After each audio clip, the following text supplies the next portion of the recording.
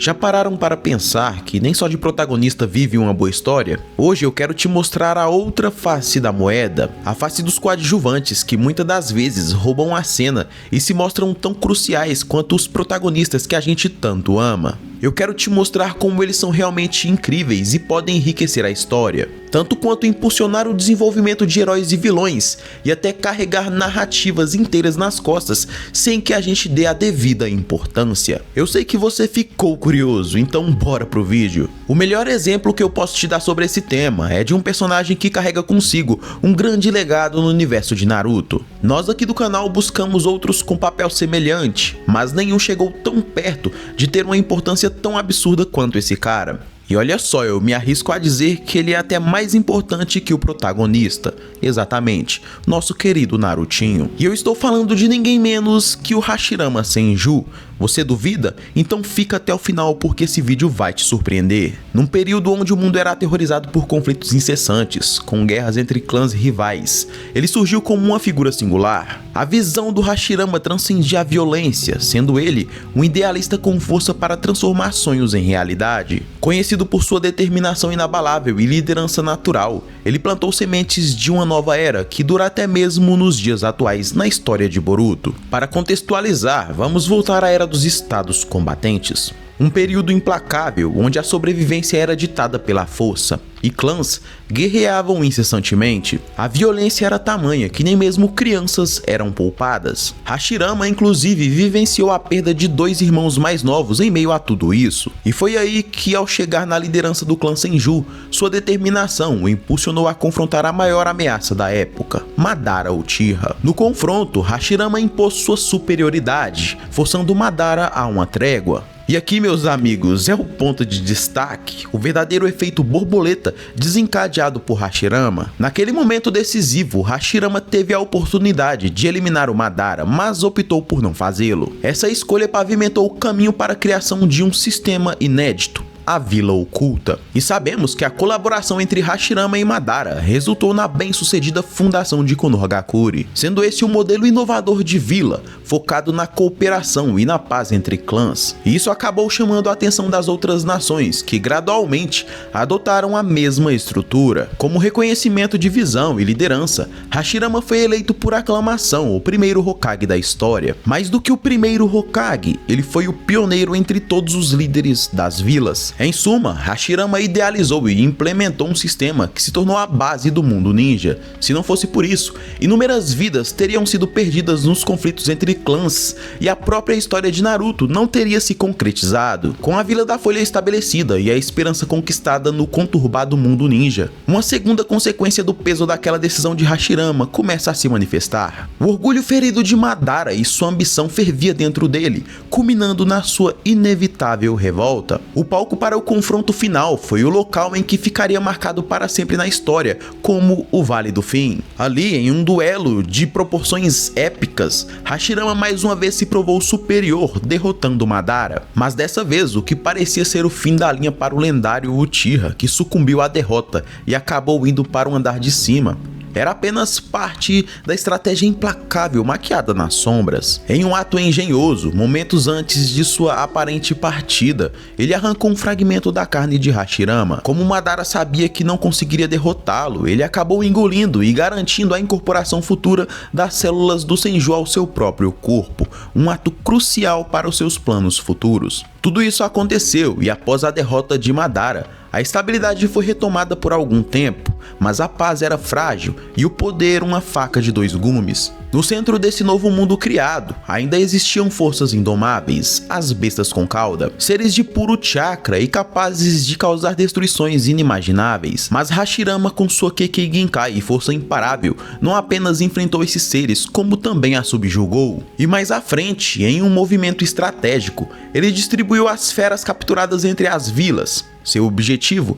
Garantir um equilíbrio de poder. Se por acaso o controle dessas bestas se perdesse ou o equilíbrio ameaçado, Hashirama se garantiria como o fator decisivo para restaurar a ordem. Com esse ato, boa parte da história começou a se desenrolar. As tensões entre as vilas, o surgimento de Jinchurikis, até mesmo a busca por poder por organizações criminosas. Tudo isso estava intrinsecamente ligado a mais essa decisão de Hashirama. o fardo dos Jinchuriki.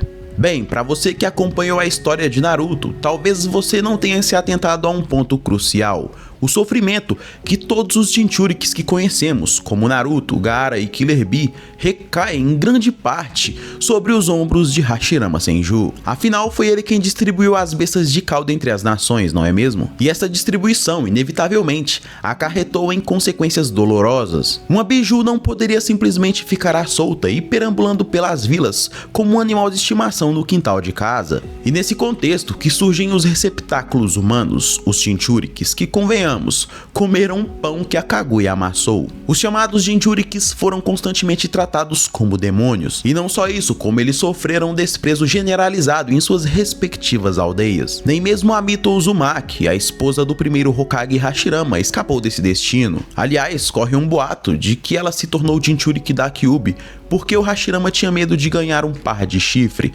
acreditando que, com a besta selada na esposa, ninguém ousaria se aproximar dela, e no fim isso acabou dando certo. A sombra de Hashirama na criação da Akatsuki. Embora conheçamos a história da fundação da Akatsuki, é inegável que suas raízes se entrelaçam de maneira surpreendente com as escolhas do primeiro Hokage Hashirama Senju. A organização criminosa, notória por sua busca implacável pela captura de todas as bestas de cauda, teve seu destino selado por uma cadeia de eventos iniciada muito antes de sua formação. O ponto crucial que catalisou a criação da Akatsuki como a conhecemos foi a manipulação de Konan e Nagato, o portador lendário do Rinnegan por Obito Uchiha, que astutamente se passou pelo falecido Madara Uchiha. No entanto, a própria ausência desse Rinnegan em Madara não foi um acontecimento isolado. Madara só conseguiu despertar esse poder ocular ancestral graças à infusão das células de Hashirama Senju em seu próprio corpo, sendo essa uma estratégia arquitetada após sua derrota no Vale do Fim décadas antes. A ambição de Madara, alimentada pelo poder das células de Hashirama,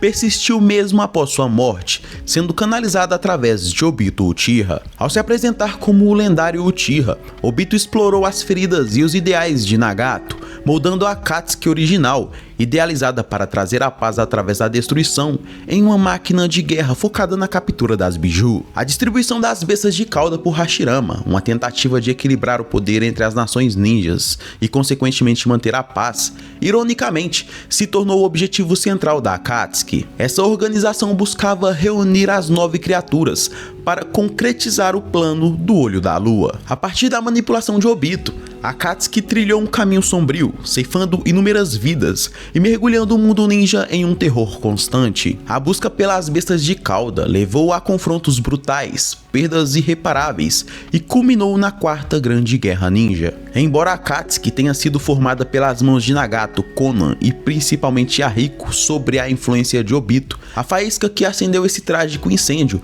pode ser rastreada até as decisões tomadas por Hashirama Senju em sua busca por uma paz duradoura, cujas consequências se provaram terrivelmente complexas. A ironia fica no fato de que a tentativa de Hashirama de estabilizar o mundo ninja através da destruição das Bijus plantou as sementes para uma das maiores ameaças que esse mundo já enfrentou: a devastação de Konoha, um legado ocular de consequências dolorosas. A invasão de Konoha, liderada por Nagato, controlando os 6 caminhos de Pen, marcou um dos momentos mais sombrios e destrutivos na história da Vila da Folha. Através do poder avassalador do Rinnegan implantado em seus olhos por Madara Uchiha, Nagato infligiu uma aniquilação quase completa à vila que Hashirama Senju tanto se esforçou para construir. A ironia está no fato de que o poder que causou tamanha destruição teve sua origem indiretamente nas ambições e maquinações de Madara, um dos fundadores de Konoha e quem Hashirama poupou até o último momento. Em última análise, a destruição de Konoha pela Akatsuki, liderada por Nagato e impulsionada pelo poder do Rinnegan de Madara,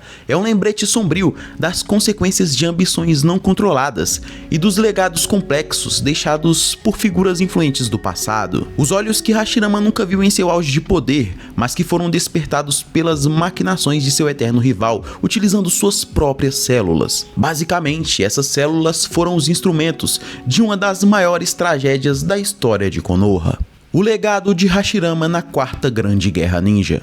É inegável que o legado de Hashirama Senju, o primeiro Hokage, permeou profundamente os eventos que culminaram na Quarta Grande Guerra Ninja, servindo como um catalisador indireto para o conflito em escala global. A cobiça e o poder às suas células e ao seu próprio foram explorados por antagonistas, tecendo uma teia de causalidade que mergulhou o mundo ninja em caos. Um dos elos mais diretos entre Hashirama e a guerra reside na ambição de Obito Uchiha. As células de Hashirama, imbuídas em seu chakra único e poder regenerativo, eram altamente cobiçadas por suas propriedades excepcionais. Obito, sob a influência do plano de Madara Uchiha, utilizou essas células em larga escala para a criação de um exército massivo de Zetsus brancos. Esses seres artificiais, embora individualmente fracos, formaram uma força numérica avassaladora que constituiu uma parcela significativa do poder militar da Akatsuki e da facção de Obito durante a guerra. Sem a disponibilidade das células de Hashirama,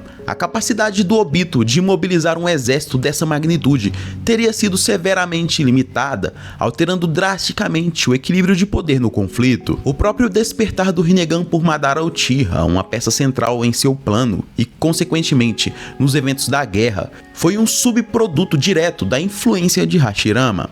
Como mencionado anteriormente, Madara obteve o Rinnegan ao combinar o seu chakra Uchiha com as células de Hashirama Senju, sendo esse claramente um processo que levou décadas para se concretizar. E esse Rinnegan, por sua vez, foi crucial para a execução do plano do Olho da Lua. Durante a guerra, o Rinnegan de Madara permitiu que ele selasse as bestas de cauda dentro da estátua demoníaca do caminho exterior, a Gedomazou, sendo esse também um passo fundamental para a ressurreição do 10 Caudas, a besta primordial que se tornou o principal objetivo de Madara e Obito. A influência de Hashirama não cessou com a criação dos Zetsus e o despertar do Rinnegan. Após ser revivido através do Edo Tensei, Madara Uchiha demonstrou um poderio muito além de suas capacidades originais. Ele não apenas possuía o seu próprio leque de jutsus e o poder destrutivo do Rinnegan, mas também manifestava habilidades diretamente herdadas de Hashirama. Tanto é que os seus próprios jutsus elementais se mostraram ainda mais poderosos, e ele também exibiu a capacidade de utilizar a Kekkei Genkai do próprio Hashirama, o Mokuton. Claro que outros ninjas também manifestaram essa capacidade,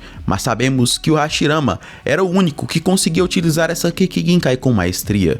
Além disso, a infusão das células Senju proporcionou a Madara uma capacidade regenerativa notável, tornando-o um adversário ainda mais formidável e resistente. Portanto, a Quarta Grande Guerra Ninja não foi apenas um conflito desencadeado por ideologias opostas e ambições de poder. Em um nível fundamental, ela foi sim impulsionada pela exploração do legado biológico e do poder inerente a Hashirama Senju. Suas células, seu Kekkei Genkai e até mesmo a chave para despertar o Rinnegan de Madara se tornaram elementos cruciais na escalada do conflito, transformando o primeiro Hokage em uma figura central. E o mais irônico de tudo isso é que o desejo de paz atribuído por Hashirama acabou contribuindo indiretamente para uma guerra de tamanha magnitude, que foi a Quarta Grande Guerra Ninja. Então, querendo ou não, a magnitude dessa guerra é um testemunho das consequências imprevistas de suas próprias ações. Mas foi na Quarta Grande Guerra Ninja que aconteceu um momento épico para presenciarmos o retorno do primeiro Hokage, Hashirama Senju.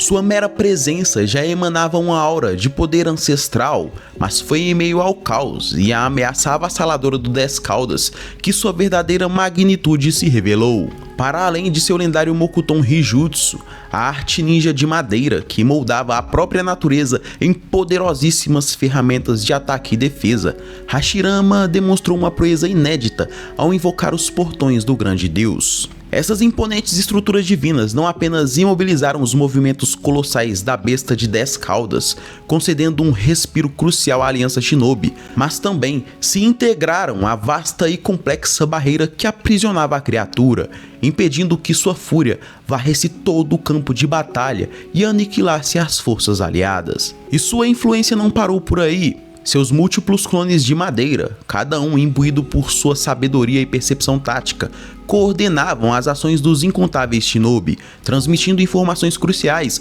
sobre o posicionamento inimigo e as melhores estratégias a serem adotadas em tempo real. E então chegamos ao clímax inevitável dessa guerra, o reencontro fatídico com seu antigo amigo e eterno rival Madara Uchiha. Em um embate carregado de história e emoção, Hashirama demonstrou mais uma vez sua superioridade marcial e estratégica. Com golpes precisos e técnicas refinadas, ele não apenas subjugou Madara, mas também anulou as perigosas habilidades de absorção de chakra que o Uchiha havia adquirido. Mas o que Hashirama não esperava é que ele fosse escapar daquele selamento que o aprisionava, graças aos olhos adquiridos pela junção dos poderes Uchiha e Senju. O legado genético de Hashirama. Hashirama era sinônimo de poder e mesmo após sua partida, ele nunca foi esquecido. Suas células, imbuídas de poder e vitalidade únicos, foram cobiçados e até mesmo utilizados em diversos momentos ao longo de toda a história,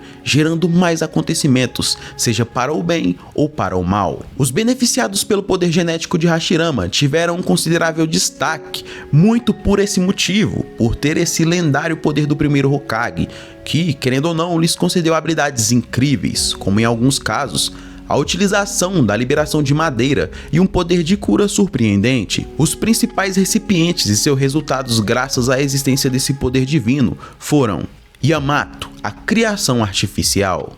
Um dos primeiros e mais conhecidos receptores das células de Hashirama, sobrevivente dos experimentos de Orochimaru quando ainda era um bebê. A manipulação das células do primeiro Hokage era muito complicada, e apesar da taxa elevada de mortalidade, Yamato sobreviveu e manifestou a Kekkei Genkai Mokuton, tornando-se a ferramenta mais valiosa para Konoha e para o time Kakashi, ajudando em diversas missões e ameaças, como por exemplo a Akatsuki, já que ele foi uma peça-chave no treinamento de Naruto para o desenvolvimento do Rasen Shuriken. Então pode-se dizer que Hashirama teve influência até mesmo nisso.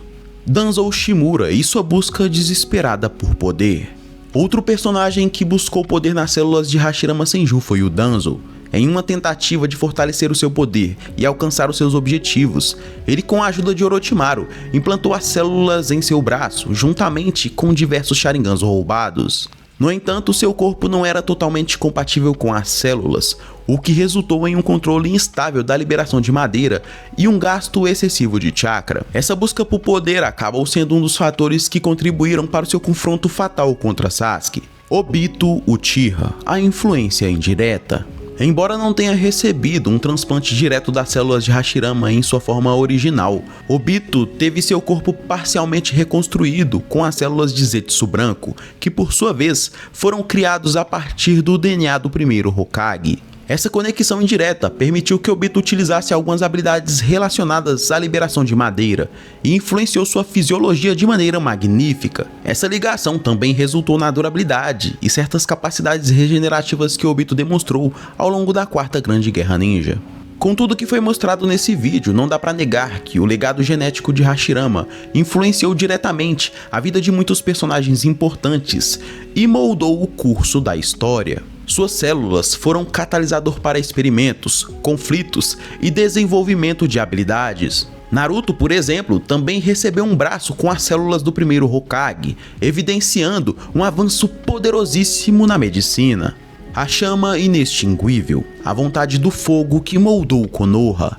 Desde os alvores da Vila Oculta da Folha, uma filosofia singular e poderosa floresceu, enraizada nos ideais do seu próprio fundador, o primeiro Hokage. Essa crença transcendente, conhecida como a vontade do fogo, não era meramente um código de conduta, mas sim um juramento gravado no coração de cada shinobi que ali jurava lealdade. Era a convicção inabalável de que o bem-estar da vila, o lar que os acolhia e protegia, deveria sempre preceder os anseios e ambições individuais. Com o passar dos anos, a vontade do fogo se tornou um elo invisível, mas incrivelmente resistente, unindo gerações de shinobi de Konoha. Desde os bravos guerreiros que arriscavam suas vidas nas missões mais perigosas, até os jovens aprendizes que trilhavam seus primeiros passos na arte ninja. Todos eles eram imbuídos desse princípio fundamental. Essa era a chama que aquecia seus espíritos em tempos de adversidade, a bússola moral que guiava suas decisões nos momentos mais cruciais. Assim, a vontade do fogo se perpetuou,